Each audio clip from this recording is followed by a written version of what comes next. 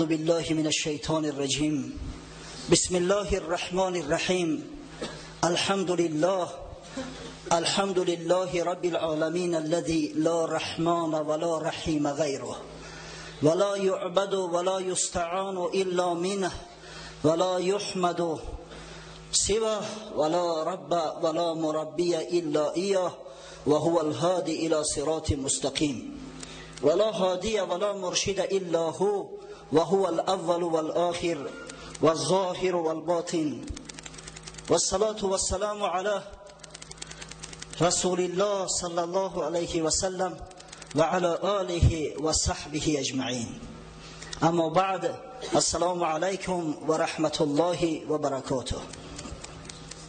ما با شما هفته گذشته وعده کرده بودیم که انشاءالله صحبتی بسیار جذاب و دلنشینه که از سیره پیامبر صلی الله علیه و سلم یک چند مدت از در این مسجد صدا می‌دهد دنبالگیری خواهیم کرد و از همون موضعی که صحبت قطع کرده بودیم انشاءالله امروز میپیوندیم و صحبت خود را ادامه میدهیم.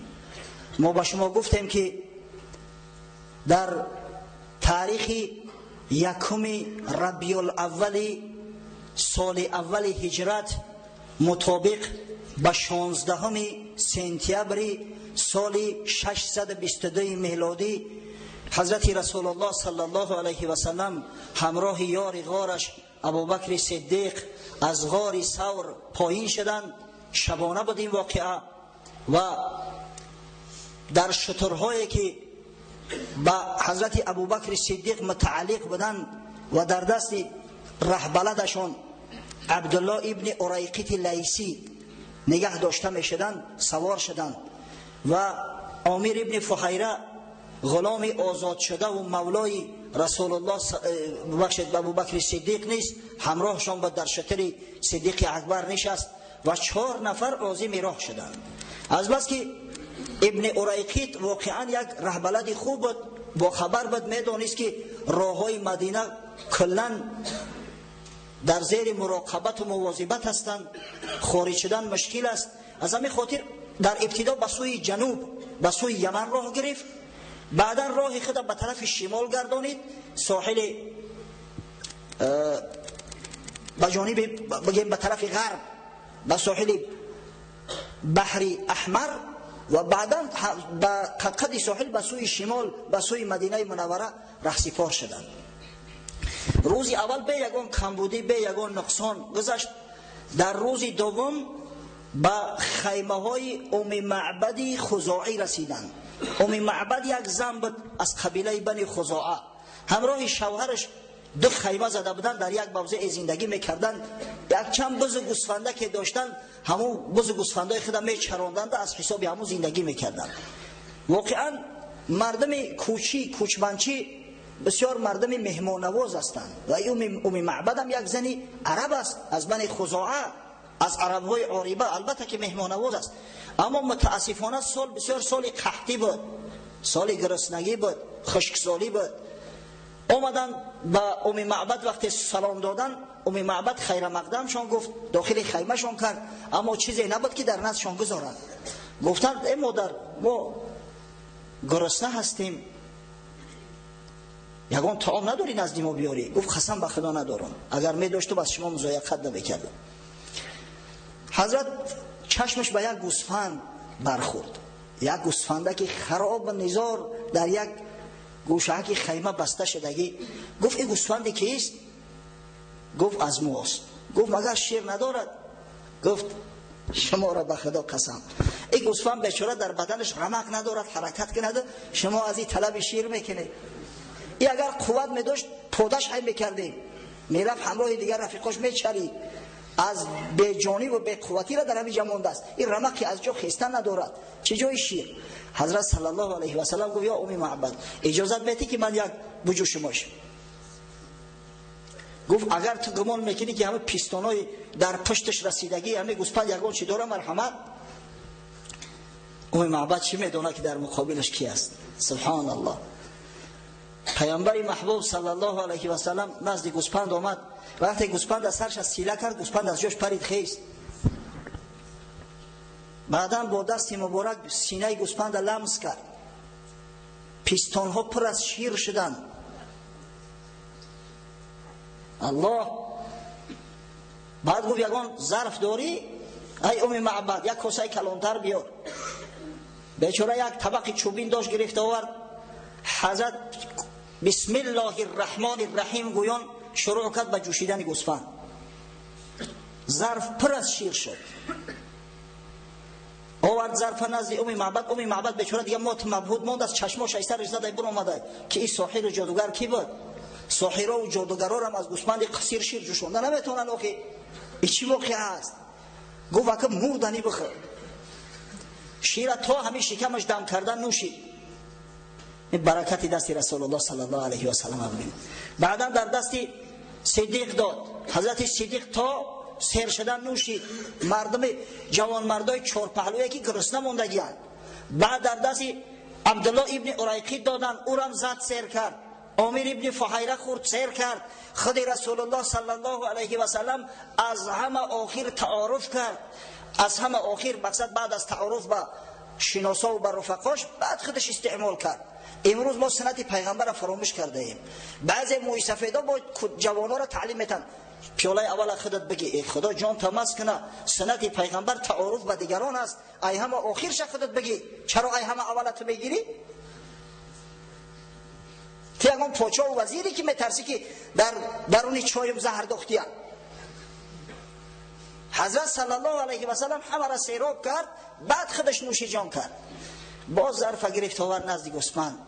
سینه گوسفند خالیش داد. یک بار دیگه بود به دست مبارک مالید. سینه پر از شیر شد. آخه گوسفند زبان گویایی نداشت نباشه نعره میزد اشهد ان لا اله الا الله و اشهد انک رسول الله. جمله ذرات زمین و آسمان با شما گویند روزان و شبان ما سمیعیم و بصیریم و هوشیم، با شما نامحرمان ما خاموشیم. انمی تمام ذرات هفت آسمان و هفت زمین شب و روز نعره میزنن. اینمی برگ درختای سبز همیشه نعره میزنن الله اکبر. که ما میشنویم، ما از همه باخبر هستیم، ما همیشه با ذکر خدا مشغولیم. با شما نامحرمان ما خاموشیم. ما قطعی اینمی شما نامحرم خاموش هستیم. اینمی شما احمقی که در بند شکم در بند دنیا بسته شدگیه. ما مثل شما نیمی عمرمون در سر دسترخوان و نیمی دیگرش در بستر خواب نمیگذرونیم. شب و روز ذکر خدا میکنیم، شب و روز تسبیح خدا را میگوییم. یک جوان دانشجو تلفن کرد، گفت یک معلم داریم نعوذ بالله دعوا میکند که محمد صلی الله علیه و سلم گرفتار بیماری اپیلپسی بود، بیماری روحی. من گفتم که اگر تو جوان مرد باشی، اگر تو امت محمد صلی الله علیه و سلم باشی، باید از جات قایم شوی و در جوابش بگوی که گرفتار بیماری روحی تو بدبخت هستی، پدرسگ.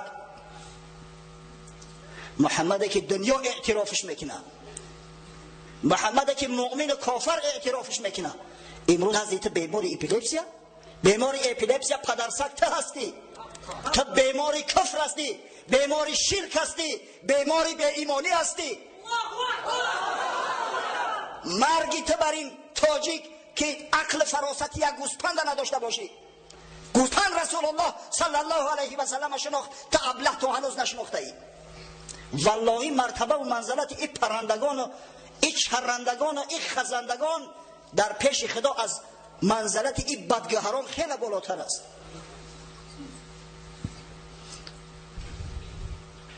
ظرف بار دوم پر از شیر کرد، بالای ظرف پوشاند. با ام معبد خدا حافظی کردند، در شترها سوار باز راه خدا ادامه دادند. بیگاهی روزی شوهر ام معبد از پاده برگشت، یک چند بزک نیم جان همراهش گرفته است آورده است. از خرابی بیچاره به زور رحم می‌کردند. خود ابو معبد هم بسیار گرسنه آمد در خانه در آمد، بسیار محزون، زیرا که در سینه همو بز گوسفندایی که همراهش بودند یگان ذره شیر معلوم نبود، اما دید که ظرف پر از شیر است. گفت سبحان الله، این شیر کی آورد؟ گفت شیر یعنی گوسفندک است از خدمت. یا الله، گفت آخه این گوسفند فرای از جو خسته ندارد، ای از کجای قشیر میته؟ ام معبد صفت رسول الله صلی الله علیه و سلم کرد که یک مرد بسیار زیبا، صاحب جمال، نورانی، شیرین بیان، شیرین کلام، از تماشاش سیر نمیشوی. همراه یک چند رفیقاش آمدن، گوسفند یک بار جوشید، شکم سیری شیر نوشیدیم، بار دیگه باز جوشیده، اینا برای ترا مونده است، بگی نوشی جان کن. شوهرش فهمید، گفت قسم به خدا این محمد است صلی الله علیه و سلم. اگر من گفت در میافتمش تو کمپیرک می پرتافتم، خطی می گوسفندا و همراهش می رفتم. خدا کنه که یک روز ما را به دیدار ام یسر بگرداند که تا در رکابش خدمت کنیم. در روز سوم سفر از نزد قبیله بنی مدلیج میگذشتند. یکی از قبایل اعراب است و سردار یک قبیله سراقه ابن مالک ابن جعشم مدلیجی یکی از شهسواران عرب بود، بسیار معروف و مشهور است، بسیار شیر مرد بود، بسیار پهلوان و جسور بود. نشسته بود همراه هم قومای خود. یک شخص گفت نزدش آمد، گفت یا سراقه، از دور سراب 4 نفر دیدم در ساحل بحر، در ساحل بحر احمر که شتر سوار می رفتند. گمان میکنم که همون شخصی را که قریشی ها جستجو میکنن و جایزه از برای پیدا کردنش هم در حال زنده بودن یا در حال مرده بودن معین کرده اند به عدد 100 شتر، گمان میکنم که همون شخص است. واقعا قریشی ها برای دستگیر کردن محمد صلی الله علیه و سلم یک جایزه بزرگ معین کرده بودند، 100 شتر از برای مرده و زندهش، حتی از برای خبر که در کجا موجود است 100 شتر جایزه وعده کرده بودند. سراقه ابن مالک هم همین طمع در دلش بود که من خودم پیداشو کنم، برام 100 شتر مفت بگیرم. از این خاطر نخواست که در همین عمل کسی دیگر را شریک کند. او هم قبیله‌اش گفت که غلط میگویی، این فلانی و فلانی ها هستند، ما همراه در یک معرکه بودیم، اینا خواستند عازم مدینه شدند، من خفا گشتم آمدم، تو خطا کرده ای. تا اینکه ها در دل مردم مبادا که همین طمع 100 شتر نه افتاده، اینا هم از قفا حرکت نکنن. خودش یک ذره نشست، بعدن آمد به خانه، دانست که اگر اسب سوار شوم مردم میفهمند. کنیزکش امر کرد که اسب بگیر، از محله خارج در پشت فلان تپه سنگی یک خرسنگ کلام بوده است، همونجا منتظر من باش. خودش بعد چند نیزه را گرفت در دست، نیزه را چپانه قپید، نوگ نیزه را به زمین کشان دسته نیزه در دستش که اگر مبادا کسی بیند گمان کنه که عصا داره. و خلوت پنهانی در نصف روزی وقتی که مردم همه در راحت استراحت هستند خارج شد.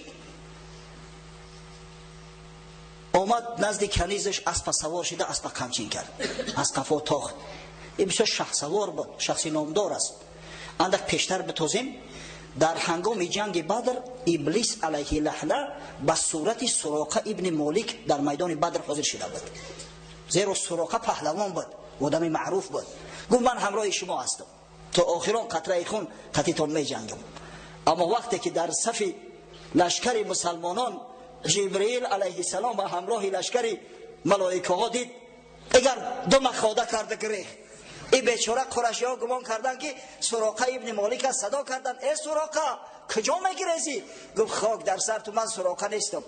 او چیزی را که من دیدستم قسم به خدا اگر شما ببینید تلختو میکفه. سراقه واقعا شخص پهلوان بود، نامدار بود، به حد به قوت خود مغرور بود که ببینه میدونه که 4 نفر هستن، خودش تنها به صیدشون رفت. از دور وقت دید چون اسب قمچین کرد، اسب آمد نخست پای اسب غیجید. سراقه پهلوانی عرب، شخصی که در بالای اسب کلان شده است، از اسب آمد در زمین زد، از جاش خیز گفت مردی تو، خیریت که هم قومم نیستن، اگر شرمنده بشیدم در میان عرب. ایت نگو در همین سینه زور اسب غلطی کودکی تو، یک چوماندازی نامدار. در دلش اندک شبه غلطید، باری اول از اسب غلطید، باز سوار شد، باز اسب قمچین کرد. همین قدر به حضرت نزدیک شد که صدای تلاوت رسول الله صلی الله علیه و سلم ملکه در گوشش می اومد. ناخواست 2 پای اسب پیش در زمین غوطش کرد، در همون زمینی که همه سنگ است 2 پای اسب تا خمگشت، تا همون زانو در زمین فرو رفت. و سراقه بیچاره برنگ یک کودک گوری اومد در تخت زد. خست همین قدر اسب از جاش میخزاند که خیزه اسب یک زوری و مشقت پاش کشید. از همون جای سوراخی های پاش یک دودی آبی رنگ خارج شد، یک چنگی که مثل دود است.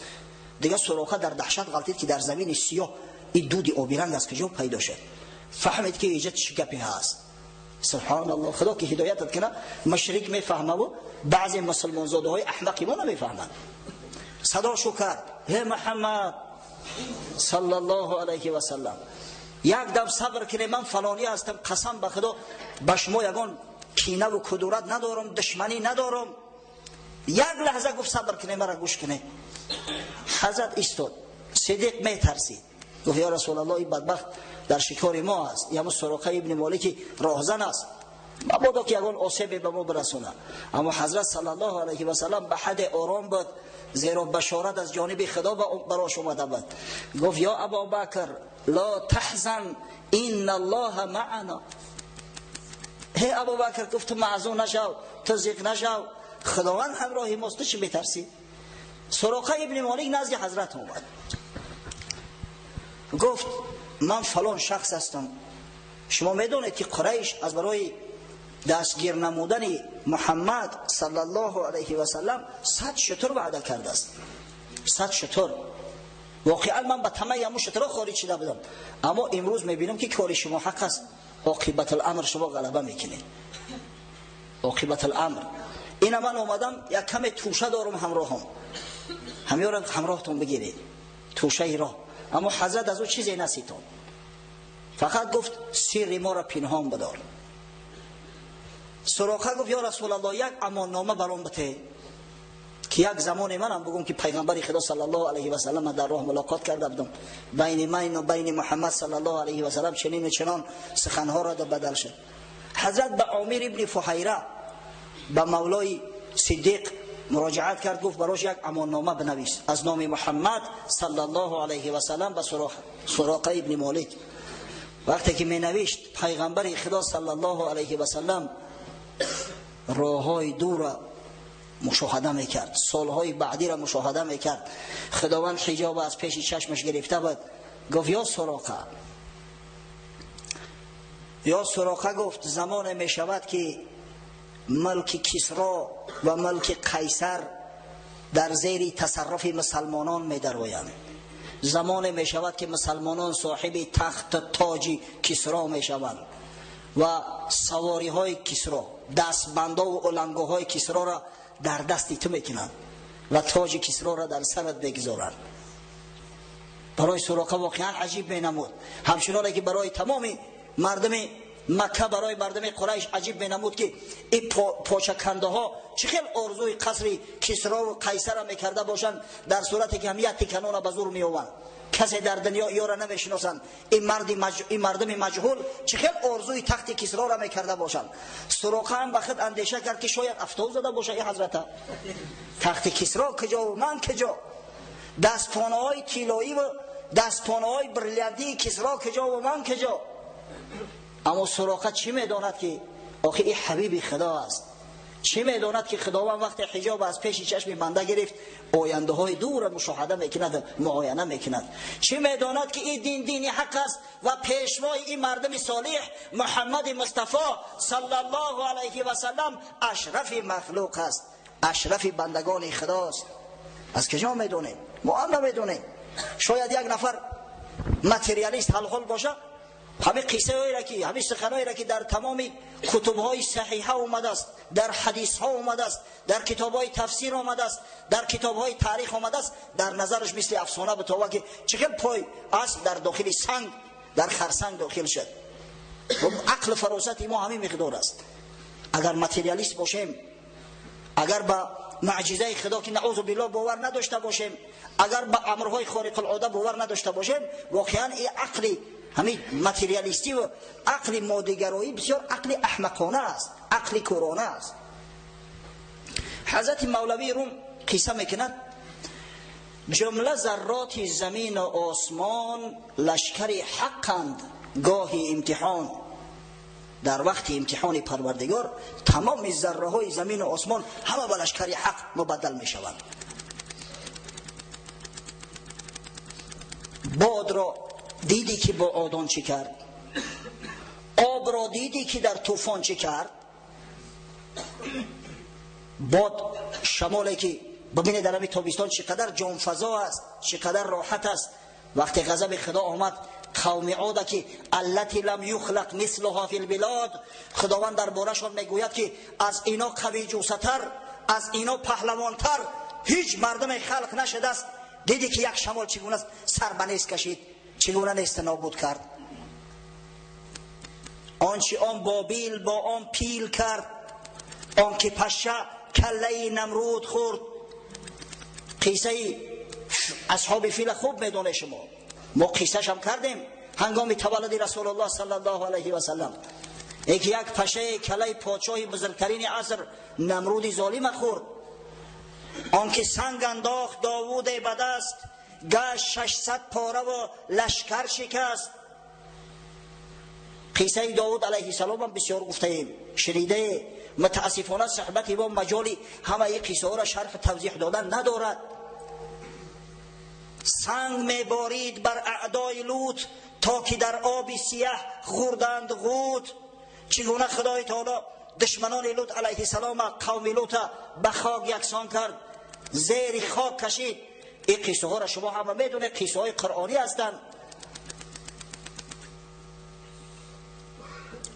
در همین حیات هم هر روز میبینی از برای خدا یک دولت بزرگی را که از روی استحصالات بعد امریکا در جای دیگه می ایستاد، ببینی حالا یک طوفان چیکارش کرد. تا به این روز دیگه به خود ناومدین مردمی را که از نظری استحصال جای دیگه میگرفتن، از روی صفت در جای اول بدن. ژاپن در نظر دارم، ببینی که یک طوفان به چی مبدلش کرد. تصور کنه که یک طوفان دیگه از پشت این طوفان می اومد، در جزیره های ژاپن دیگه یک شخص نمیمون. مگر همین قدرت خدا نیست؟ مگر همین غضب خدا نیست از برای خدا؟ خدای تعالی قصه ها را میاره که ما عبرت بگیریم. لقد کان فی قصصهم عبرتون، در قصه اینا میگه برای شما عبرت است. این قصه ها به همین غضب خدا تمام نمی شود. تا روز قیامت غضب خدا بالای دشمنای خدا پایین می شود. گر بگویم از جمادات جهان، عاقلانه یاری پیغمبران. مثنوی چندان شود که 40 شتر، گر کشد عاجز شود از باری پر. حضرت مولوی میگه اگر تمام این جسمهای منجمید بیجان که با کمک پیغمبرای خدا قیام کردن یک نامبر کنم، مثنوی به حد کلان میشود که دیگه در 40 شتر بردش نمیشود. ولی 6 جلد است، 600 جلد شاید شود. واقعا اگر قصه به سنگ فرو رفتن پای اسب سراقه ابن مالک و این هزارها معجزه پیغمبر ما را اگر مثنوی بیان میکرد صاحب مثنوی، البته که این مثنوی 600 جلد زیاد میشه، زیرا رسول الله صلی الله علیه و سلم هزاران معجزه دارد. بعد حضرت نصیحت میکنه مولوی ما، ای نموده زید حق در فعل درس، در میان لشکری اویی بترس. ای کسی که بر ضد خدا عمل میکنی، فرمان خدا را نمیبری، بر ضد دین خدا مبارزه میبری، آخر رو درگور تو در میان لشکر خدا هستی، از جان ترس نداری. شاید او قصر 3 آشیانه و 4 آشیانه قبرت شود، یک زمین لرزه میشه در زیر قصر خدا زیر خاک میمونی. شاید او جیپی که امروز کتکی کرده با سرعت 100 یا 150 کیلومتر در شهر میدوانیش، اما تابوت آهنیت بشود. در میان لشکری اوی بترس، جذوت لشکری او در وفاق. مرد را اکنون مطیعند از نفاق. تو خرا نشو که دست در فرمان من است، سر در فرمان من است، پا در فرمان من است. همه این لشکری پروردگار هستند. ولله جنود السماوات والارض، خدا راست تمام لشکرهای 7 آسمان و 7 زمین. گر بگوید چشم را کورا فشار، درد چشم از تو برارد 100 دیمار. امر خدا شود همین چشم نازنین فرمان بده، این چشم دنیا را در پیش چشمت سیاه میکنه. گر با دندان گوید و بین ما و بال، پس ببینی تزی دندان گوشمال. یک دندان در درد میآید، دنیای روشن در چشم تاریک میشود. طعام شیرین در کامت زهر میگردد، این تصور که به یگان دردی بد مبتلا شوی چیکار میکنی؟ باز کن طب را بخوان باب العلل تا ببینی لشکری تن را عمل. ای پروفسوری ماتریالیست ابلهی که محمد صلی الله علیه و سلم گرفتار بیماری اپیلپسی میگوی، رو در خاک تو عالم نیستی، قسم به خدا عالم نیستی. اینشتین میگفت ناوکا بیز ریلیگی خرمید، علم بدین لنگ است، شل است، پای حرکت نداره، تو عالم نیستی بدبخت. باز کن طب را بخوان باب العلل. یک بار دیگه هم کتاب طب تورق بزن، خشنو نگاه کن تا ببینی لشکری تن را عمل. دکترای دل در تعجب میمونن که همین دل ببینید در یک دقیقه 70 بار فشار میخورده است. 70 بار در یک دقیقه دست فشار بده، دست در کار میمونه. میگه در هنگام جراحی همه خشرو رفته است، نخست خود به خود دل از حرکت میمونه. یا شخصی که دلش حرکت مانده است، همه امید مردم قطع کردن که تمام که این مرد، نخست دل به حرکت میدروید. چون که جان هر جزو وی است، دشمنی با جان آسان کی است. و همه بنده خدا هستند، تمام اعضای بدن تو لشکر خدا هستند، به فرمان خدا هستند. دشمنی با جان آسان کی است. او احمقی که بر ضد دین مبارزه میبرد، بر ضد محمد صلی الله علیه و سلم مبارزه میبرد، او با جسم خودش مبارزه برده است، با سایه خودش جنگ دیده است. او بدبخت از روی بی عقلی و بی فراستی. سراقه اماننامه را گرفت، کفا گشت، آمد که یک گروهی از قومش خونش اومدن سراغ کردن که سراقه کجاست؟ گفتن نیست. گفتن آب با این سراقه فهمید که همون 4 نفر گریزگان قریش هستند، برای دریافت کردن همون جایزه خودش تنها رفت. این بدنفس ما را همراه نگرفت. یک گروه شده و می آمدن که از سری رهش سراقه برآمد، گفت بگرده سرگردان نشوی، یا دیگه کسا بدیانه، ما هم فند خورده ما قفاشو رفتیم.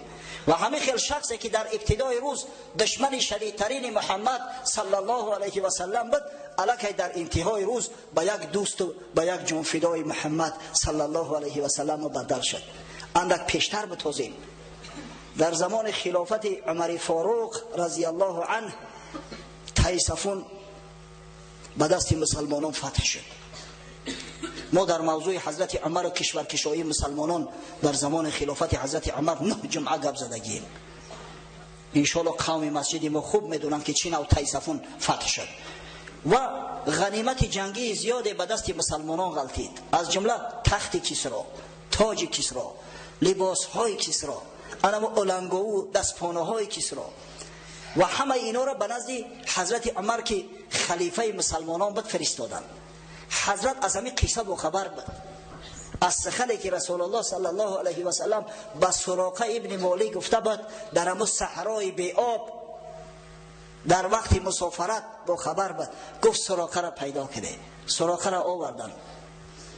حضرت تاج کسرا را در سرش گذاشت و دستپانه های کسرا را در دست سراقه انداخت. گفت یا سراقه، یا داره که محمد صلی الله علیه و سلم، محمدی که به شکارش بر اومده بودی در فلان تاریخ فلان سال برای چی گفت؟ سراقه و تمام صحابه پیغمبر صلی الله علیه و سلم همه به گریه افتادند. چه شخصای بزرگی بودند؟ کسایی که از جمال محمد صلی الله علیه و سلم چشمای خودشون را سیراب کردند، از صحبت رسول الله صلی الله علیه و سلم استفاده و نوش جان کردند. خشاب به حال شد. خداوند رحمت و مغفرت چون کند. در روز 4 سفر با بریده ابن حصیب اسلمی ملاقات کردند. بریده ابن حصیب همراه 80 نفر از قوم خود از بنی اسلم بودند. حتی در بعضی کتاب ها از جمله در کتاب رحمت للعالمین منصور پوری اومده است که بریده هم به خاطر همون 100 شتر با جستجوی رسول الله صلی الله علیه و سلم خارج شده بود. لب بحر همو راه بین مکه و مدینه را جستجو میکرد و میپالید که مبادا دستگیر شود. می اومدن ایو 80 نفر هستند، 80 نفر سواره، همه با اسلحه. واقعا حضرت ابوبکر صدیق در دهشت افتاد که مبادا دشمنان باشند. وقتی نزدیک شدن رسول الله صلی الله علیه و سلم با دوستش ابوبکر گفت که بپرس که اینا از کدام قبیله هستند. سوالش کرد ابوبکر صدیق، از برایده سوال کرد که تو از کدام قبیله هستی؟ گفت از بنی اسلم. پیغمبر خدا صلی الله علیه و سلم همه را به فعل نیک میگرفت. گفت انشالله به سلامت رستیم. اسلم از ریشه سلامت سلام است، به سلامت رستیم. گفت یا ابوبکر اندوهگین نشو، از اینا به ما زیان نمیرسد. بعد پرسیدش که بپرس از برایده که از کدام عشیره بنی اسلم است، قبیله اسلم کلان است، از کدام عشیرش است. سوال کردن، گفت از بنی سهم.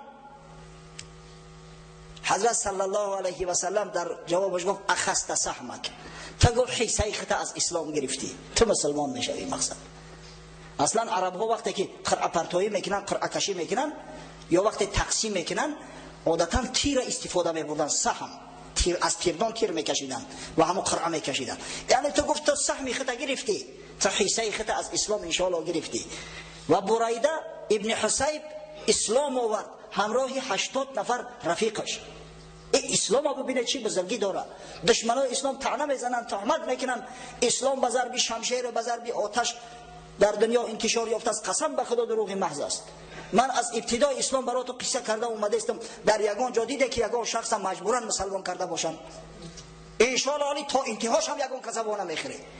و همون کسایی که دعوا میکنن که اسلام به ضرب شمشیر و به ضرب آتش پنج شده است، والله یگان حجت دلیل هم ندارن و جرأت هم ندارن که در نزد یک عالم اسلامی رو برو ایستاده و مسخنشو نگوین. این اسلام دین مجبوری نیست، این اسلام دینی زنده گرداننده است. دلهای بیمار شفا میبخشد، قلبهای مرده را از نو زنده میکند. اسلام جامعه را زنده کرد. یک عالم فرانسوی است لامارتین، شاید بعضی ها نامش میدونن بعضی ها نمیدونن، درباره محمد صلی الله علیه و سلم سخنای نوشته است. قسم به خدا خواندم آب شدم. سبحان الله، یک نفر نصرانی درباره رسول الله صلی الله علیه و سلم این فکر عقیده را داره و یک نفر به نام ابله مسلمان پیغمبر خدا صلی الله علیه و سلم گرفتار بیماری اپیلپسی میدونست است. لامارتین میگوید او بار گران و وزنین که تمام بشریت طاقت برداشتن او را نداشتند، از میان در تاریخ بشر یگانه شخصی که او بار برداشت گرفت محمد صلی الله علیه و سلم بود. و این شخص همون دیوار مانعی را که بین بنده و بین خدا بود از خرافات و از رسم و رسومات بیگانه و حرام و بدعتی همه را برکن، تا اینکه بنده به واسطه خدای خود عبادت کند، به یگان وسیله خدای خود عبادت کند، دعا و درود به واسطه به سوی پروردگار مواجه گرداند. این گفت کاری اندک نیست، والله تمامی بنی بشر توانی برداشت بار نداشتند، اما محمد صلی الله علیه و سلم با وجود آن که افزارش امکاناتش خیلی کم بود، همین باری گران به دوش گرفت. پس امروز ما باید میگه حمد و ستایش محمد صلی الله علیه و سلم کنیم که بنی بشر نجات داد از بت پرستی، از آتش پرستی، از سگ پرستی، از خر پرستی و امثال این.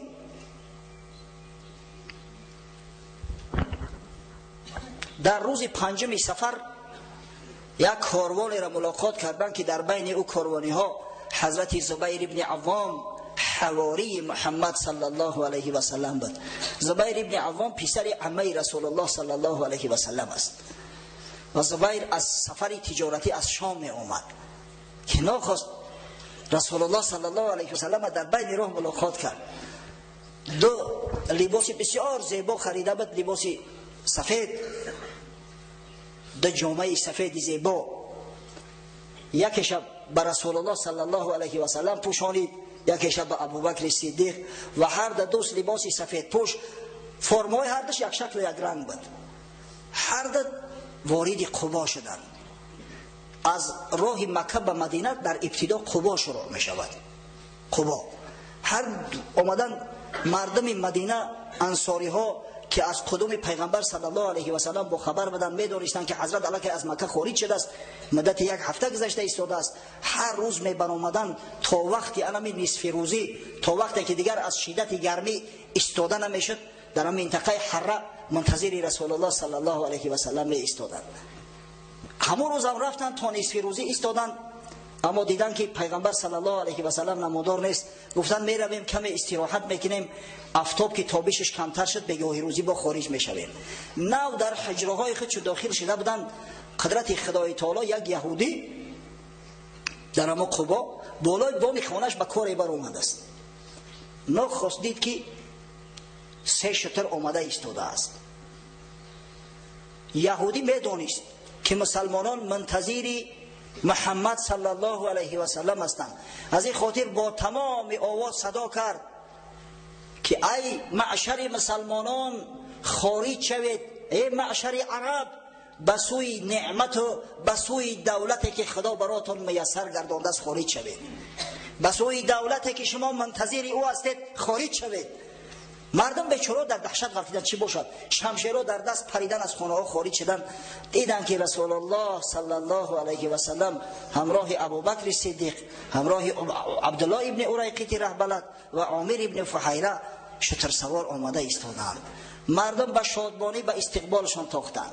حضرت وقتی که از قبا وارد میشد، از نزد خانه کسی که میگذشت تعارف میکردن که مرحمت حضرت و خانه ما مرحمت کن، مال و جان و ثروت و اسلحه محمد در اختیاری تو، با جان مهمانداری تو را میکنه. اما اول شخصی که حضرت صلی الله علیه و سلم به حجرش دعوت کرد کلثوم ابن حدم بود. کلثوم ابن حدم ملاها در خاطر تو بگیره، ولی پریاتیستات سیادم تری سوال هست. کلثوم ابن حدم در زاد المعاد نام یک شخص دیگر هم ابن قیم جوزیه آورده است، سعد ابن خیثمه.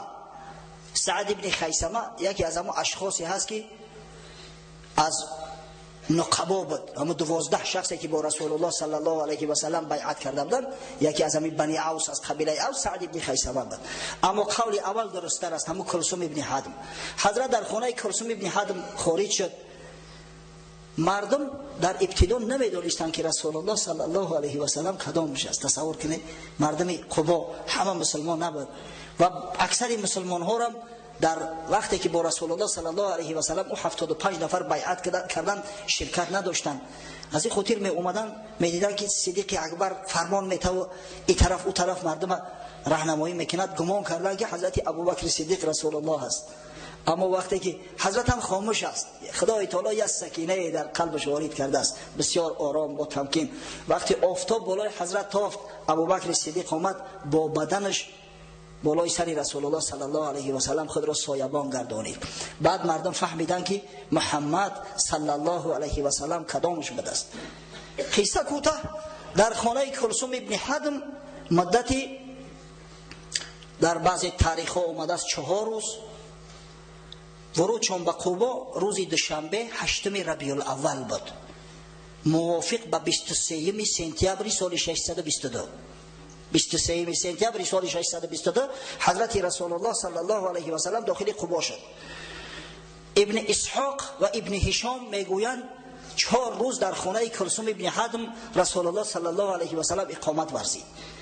دوشنبه، سه شنبه، چهارشنبه و پنجشنبه در روز جمعه حضرت به سوی مدینه رهسپار شد.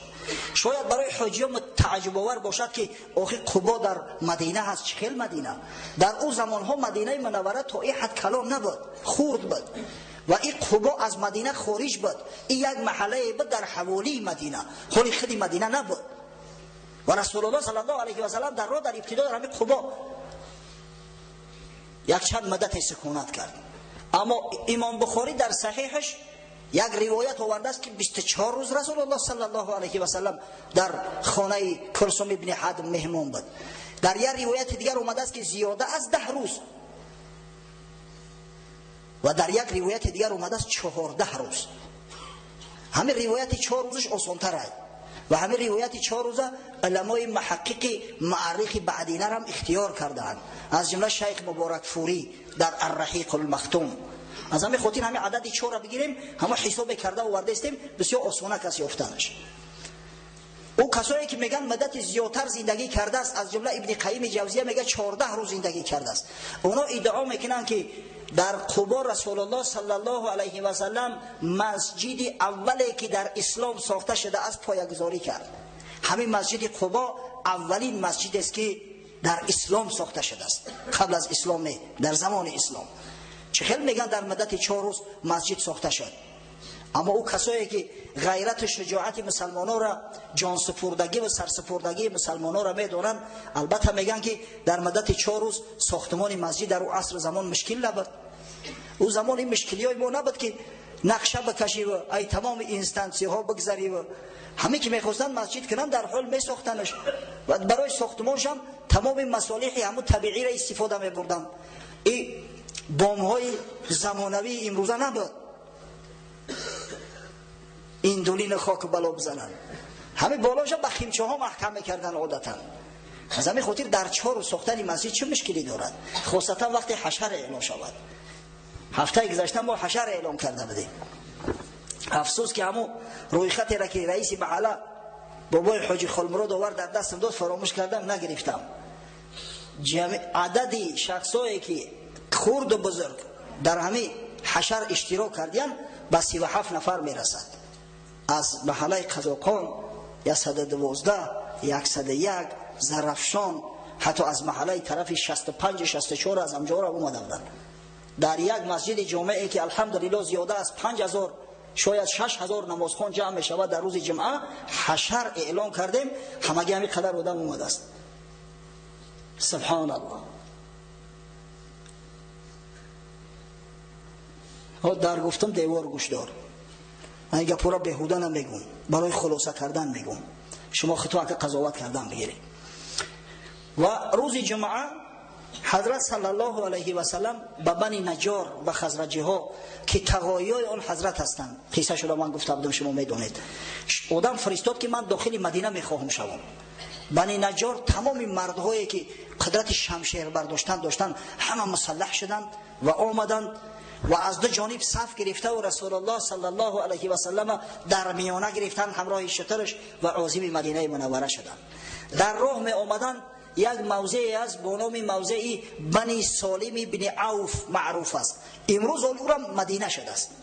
همین در ورود نزدیک به مدینه در یک درچه همین قوم سالم بن عوف زندگی میکردند. در داخل همون دره یک مسجد نیز داشتند. وقتی نمازی پیشین شد، روز جمعه بود، حضرت صلی الله علیه و سلم جمعه اول در اسلام را در آن همین دره بنی سالم ابن عوف در نزدیکی مدینه منوره گذاشت. سال 2007 من حاجی را برده بودم به همین مسجد بنی سالم ابن عوف که اول مسجدی که نماز جمعه خوانده شده سر همین مسجد است.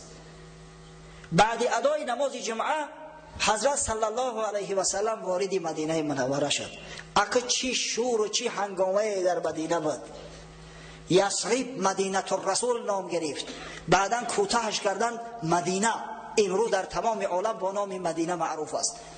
مردها همه با صدای تکبیر، زنهای مسلمان همه خارج شده و صف بسته در وصف رسول الله صلی الله علیه و سلم نعت سرایی میکردند. طلع البدر علینا من ثنیات الوداع وجب الشکر علینا ما دعا لله داع ایها المبعوث فینا جئت بالامر المطاع فی روایت جئت شرفت المدینه مرحبا یا خیر داع. همون طلع البدر علینا که قاریا میخوانند در وقت مولود، انا همون نظمی هست که زنان و دختران انصار در نعت رسول الله صلی الله علیه و سلم هنگام ورود آن حضرت به مدینه منوره سراییدند. طلع البدر علینا من ثنیات الوداع. ماه شب 14، این بدر ماه شب 14 هم میگن، یعنی انا ماه کامل پره نازنین از ثنیه وداع، از عقبه وداع بر ما نمایان شد. یک عقبچه هست بین مدینه و بین قبا با نام ثنیه وداع معروف است. مردم مدینه وقتی که یک مهمان عزیز شونه میخواستن گسل کنن، تا همونجا را همراهش مشایعت میکردن، در همونجا خداحافظی میکردن. بدر تمام ماه شب 14 از ثنیه وداع میگه برای ما ظاهر شد. وجب الشکر علینا ما دعا لله داع. تا زمانی که دنیا هست تا ابد، تا زمانی که یک بنده دعا کننده خدا در دنیا موجود است، شکرگزاری نعمت خدا بر ما انصاری ها واجب شد. یا الله، تا زمانت به دنیا باقی است برای این نعمت بزرگ شکرگزاری نعمت الله بر ما واجب شد. ایها المبعوث فینا جئت بالامر المطاع، ای مبعوث شده از میانه ما، ای کسی که خدای تعالی تو را به پیغمبری برگزید از میانه ما، تو یک امر را، یک فرمان را، یک دین را آورده که مطاع است، اطاعت آن واجب است. جئت شرفت المدینه، تو با قدوم خودت مدینه را مشرف گردانیدی، قدوم تو باعث شرف و عزت مدینه منوره گشت. جئت شرفت المدینه مرحبا یا خیر دعا، خوش آمدی، قدومت مبارک باشد. ای بهترین دعا کرنده های خدا، ای بهترین دعای های پروردگاری بزرگ. حضرت صلی الله علیه و سلم بالای شتر سوار می آمد، مردم انصار در هر محله می رسید، بعضی ها می آمدن سری راه شتر را می گرفتن، می خواستن از مهار شتر بکشن به خانه هاشو بدرارن. این چه دولتی بزرگ است که پیغمبر خدا صلی الله علیه و سلم مهمان شود. سبحان الله. اما حضرت هر وقت که راه شتر را می گرفتن اعلان میکرد خلوا سبیلها فانها مأموره، ای مردم سری راه شتر را باز کنه، این شتر از جانب خداوند مأمور است، کاردارش نشوه، این خودش جای نشست شمی آورد. شتر آمد در میانه شهر مدینه منوره رسید و همون موضعی که امروز با نام مسجد نبوی در شرق غرب در تمام عالم معروف و مشهور است، در همون موضع شتر به زمین نشست. حضرت از بالاش پایین نشد، شتر باز از جاش برخاست، یک چند قدم رفت، باز برگشت، آمد در همون موضعی که نشسته بود نشست. حضرت صلی الله علیه و سلم بعداً از بالای شتر فرامد که ابو ایوب انصاری، خالد ابن زید، نامش خالد ابن زید است ابو ایوب، اما با تخلص ابو ایوب انصاری مشهور است. الکی بار وقت جامدان نبود، خرجین های رسول الله صلی الله علیه و سلم گرفته است، دوام به خانه‌اش برده است. همه عروسا میگن کو نگل سفتروی شستیه ایتا ایده گرفته برده است. حضرت پرسید که این بارای من کجا شد، رختی سفرم کو؟ ابو ایوب گفت یا رسول الله من بردمش خانه بردم. حضرت گفت المرء مع رحله، مرد همراه بار رختی سفرش باید باشه. اکمن قطعی ابو ایوب میروم. امام بخاری یک روایت دیگر هم ذکر میکند، میگوید وقتی حضرت صلی الله علیه و سلم از شتر فرامد گفت خانه خیش تبارهای ما از بنی نجار خانه کی نزدیکتر است؟ ابو ایوب پرید خیز گفت یا رسول الله اینا گفت سرای من، اینا دری حولیم، اینا من کمینه کمتری خدمتگارت. بارو را در دستش گرفته راه کشید. حضرت گفت نباشه یک خانه برای ما مهیا کن. و شتر به دست اسعد ابن زراره رضی الله عنه رسید. اسعد ابن زراره در او شتر را گرفت به حوله خودش برد که شتر الله اقل گفت من تربیت کنم. حضرت صلی الله علیه و سلم در خانه ابو ایوب انصاری مهمان شد. چند مدت ابو ایوب انصاری میزبان رسول الله صلی الله علیه و سلم بود، صاحب فرزند بود، در شکمش نمیخورد و نزد حضرت طعام فرستاد، خدمت حضرت کرده است. به حد خدمت کرده است که اندک پیشتر بتازیم در تاریخ. یک زمان ابو ایوب انصاری به بصره آمد در زمان خلافت حضرت علی رضی الله عنه. عبدالله ابن عباس رضی الله عنه والی بصره بود. ابو ایوب که آمد در بصره در آمد، عبدالله ابن عباس ملاقاتش کرد، آوردش به خانهش. یک خانه فساد داشت، آخه والی باشه و خانه فساد نداشته باشه، خانه خوب داشت. خانه را در اختیار ابو ایوب گذاشت، زن فرزنداش گرفت برفت، خودش در یک کاروانسرا میزیست، زن فرزندش در خانه یک خیشش گذاشت. چند روز ابو ایوب انصاری زندگی کرد، بیچاره خبرم نداره. این خیال کرده است که یگان خانه کرایه‌اش نمیدن. بعد فهمید که خانه حضرت عبدالله ابن عباس به دست خودش، بیچاره نمیخواد سرگردان، والی خودش سرگردان جا نداره. بعد ملامتش کرد که تو چرا این کارا کردی؟ آخه من تنها بدم، تو همراه اهل بیتت خانه را ترک کردی رفته. گفت یا ابو ایوب، اون مهمانداریه که تو حبیب خدا محمد صلی الله علیه و سلم کرده، قسم به خدا گفت اگر تمام مسلمانان شرق غرب جمع آیند و هر کدامش به بهترین نوع و صورت مهمانداری تر کنن، از 100 حقیقت یک حق ادا کردن نمیتونه. تو میزبان پیغمبر خدا صلی الله علیه و سلم هستی، چقدر ما تو مهمانداری نکنیم؟ 6000 دینار هدیهش کرد وقتی که میخواست باز بگرده بروه. ابو ایوب هم قرضدار به دست شب و روزا و خلعتی زیباش داد، اسبش داد، تحفه های خیلی گرانبها براش هدیه کرد و خوش آمدیش گفت. و همین دولت بزرگ، نعمت بزرگ نصیب حضرت ابو ایوب انصاری گشت. رسول الله صلی الله علیه و سلم در خانه ابو ایوب انصاری استقامت میکرد، شروع کرد در وهله اول، در نوبت اول به ساختمان مسجد نبوی که مرکز دولت اسلامی، مجلس عالی دولت اول اسلامی و مکان تمام مجالس تمام دعوت های اسلامی بعدا ساخته شد. انشاءالله در همینجا صحبت خدا ختم میکنیم، برای وقت تمام شد. هفته آینده درباره اوضاع مدینه، احوال مدینه، ساختمان مسجد نبوی انشاءالله، یعنی صحبت مون از همین موضعی که قطع کردیم باز ادامه خواهیم داد. و آخر دعوانا ان الحمد لله رب العالمین. فرشده‌اند در حقشان دعا میکنیم که خداوند جاهای بسیار سزاوار و مناسب و نصیب روزیشان گرداند و پروردگار با سری بلند، با آبرو و عزت، با شرف بازگشتن براشان نصیب روزی بگرداند. یک برادر بسیار عزیز و گرامیمان ابراهیم جان 1-2 هفته پیش شناس شدیم. یک روز درباره خیرات احسانات صحبت میکردیم، بعد نماز نزد اومد گفت دوملو من میتونم کمی کمک کنم. 10 تن ارماتور گرفت آورد روز شنبه، در همون روزی که در مسجد حشر بود. خدا برکتش بده و پروردگار امر خیری که انجام داده است به درگاه قبول و مقبول سازد و فردا روز قیامت همراه مسجد سازان که در رأس ایشان محمد مصطفی صلی الله علیه و سلم قرار دارد محشورش بگرداند. خب در حق بختیار، برادر مو بختیار که بسیار محیب است، خداوند سعادت دارین نصیب روزیش بگرداند. برادر مو حاجی خالمراد خوشوقتов استاد بونم است که برای آبادانی محله واقعا خدمت تلاش زیادی میکند.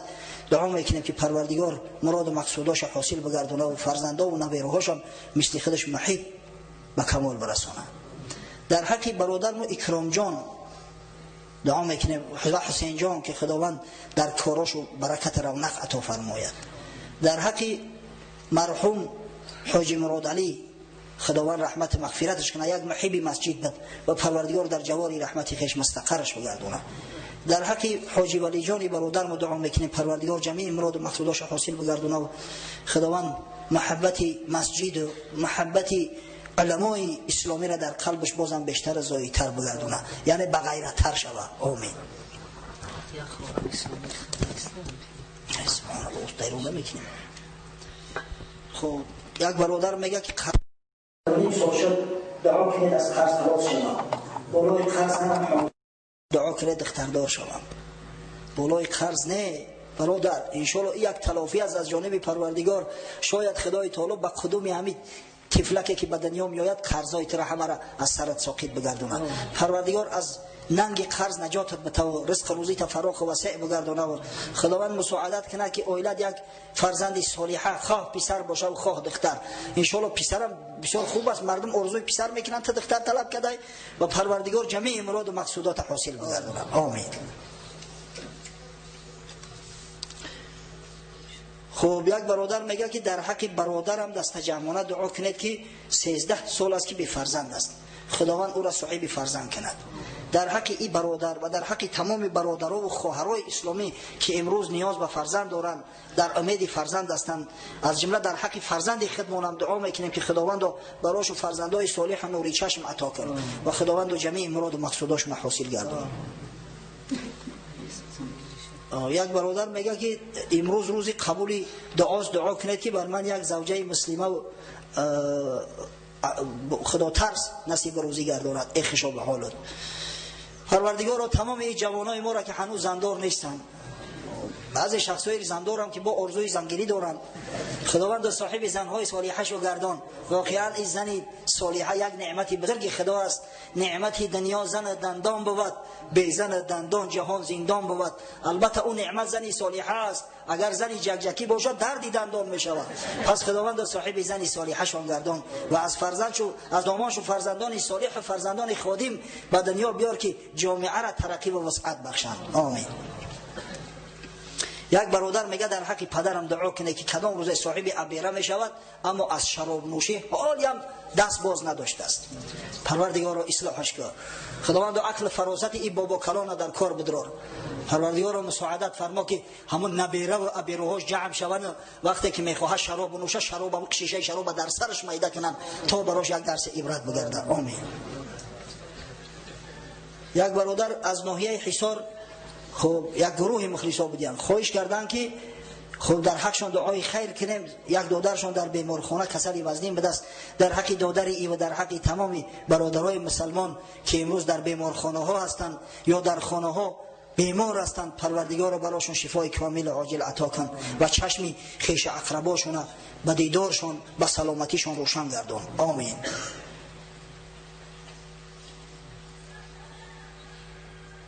یک برادر میگه که از شما خواهش میکنیم که در حق خب رهبر ما دعا کنید که خداوند او را به راه صراط المستقیم هدایت کند.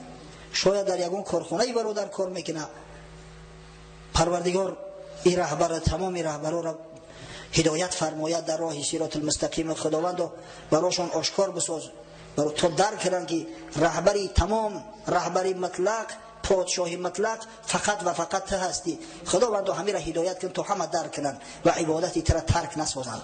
الها چنان کن که پایان کار تو خشنو باشی و ما رستگار. یک برادر گفته است در حق گذشته هامون دعا میکردیم که خوابهای ناجات دیده ایستاده ایم. همون گذشته هاتون با فکرم که امید دارن که یک کف دعا در حق شو کنه، یک عمل خیر کنه، یک صدقات خیرات کنه. یک برادر همسایه‌مون میگه که همین بیوه کمپیر مومن چند شبشی در خواب مدریه چی در دوره ای کمپیر او خدا جان تماس کنه. گفتم در خواب مدریه یا توقنون خیر که ممبر یا توقنون کنی امر روحش آسوده شود. دعا میکنیم که پروردگار و ارواح گذشته های ما را رحمت مغفرت کن و در جوار رحمت خویش مستقر گردان. و امروز که روز جمعه است، روز اجابت دعاهاست، پروردگار و عاجزانه دعا میکنیم اگر در عبادات چون نقصان واقع شده باشد آمرزیده گردان و خداوند و رحمت مغفرت چون کن. آمین. ای بشون مایده بده ایل خوندن نمیتونیم. ربنا افتح بیننا و بین قومنا بالحق و انت خیر الفاتحین. و یک خواهر اسلامی من گمان کردم یگان خط روی کرده است که پول روی کرده دست طلب دعا داشته است.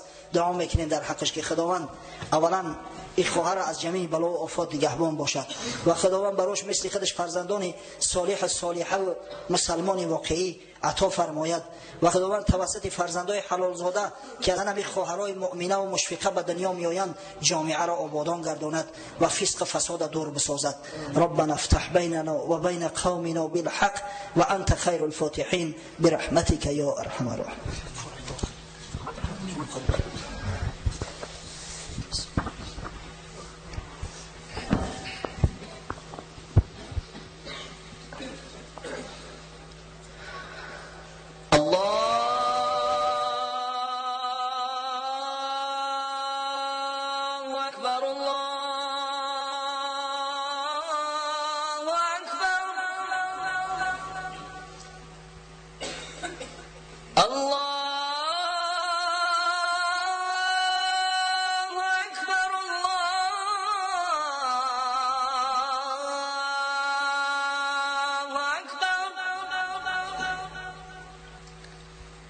أشهد أن لا إله إلا الله.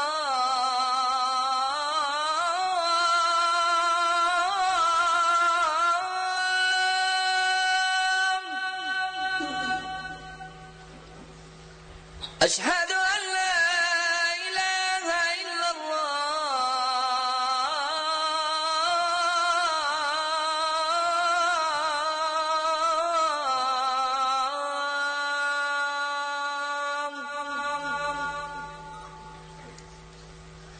أشهد أن محمدا رسول الله.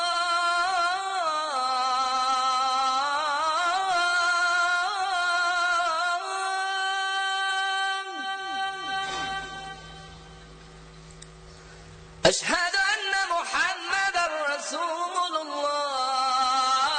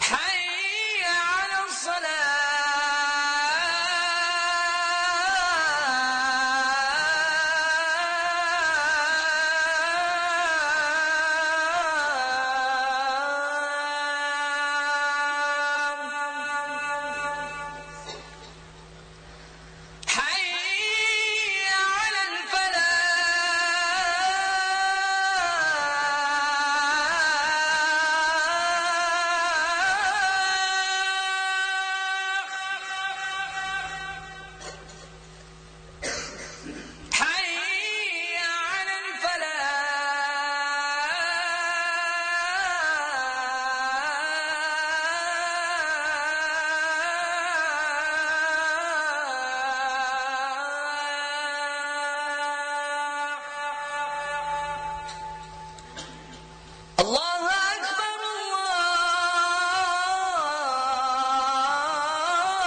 الله أكبر لا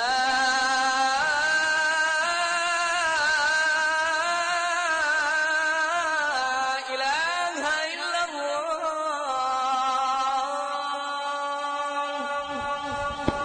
لا إله إلا الله محمد رسول الله. اللهم رب هذه دعوة تامة والصلاة القائمة آت محمدا الوسيلة والفضيلة والدرجة الرفيعة وابعثه مقاما محمودا الذي وعدته وارزقنا شفاعته يوم القيامة إنك لا تخلف الميعاد.